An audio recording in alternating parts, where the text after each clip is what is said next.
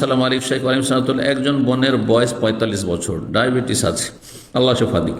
অনেক দিন থেকে তার দাঁতের অনেক সমস্যা। তিনি ডায়াবেটিস হাসপাতালের একজন মহিলা ডেন্টিস্টের কাছে চিকিৎসাধীন আছেন। এখন তার একটা দাঁত তুলে ফেলতে হবে এবং এই সার্জারি করার জন্য হাসপাতালে কোনো মহিলা সার্জন নেই।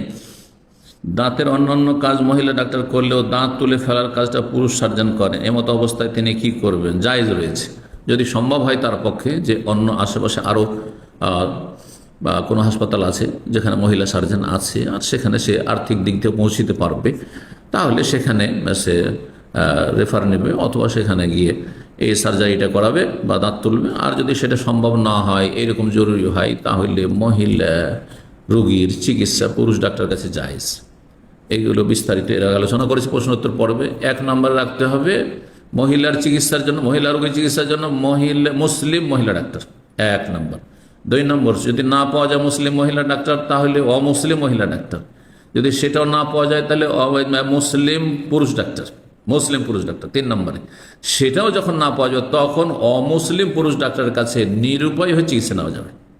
কিন্তু আপনি মুসলিম পুরুষ ডাক্তার থাকতে চলে গেলেন অমুসলিম, হ্যাঁ ইহুদি নাসারা পুরুষ ডাক্তারের কাছে, হ্যাঁ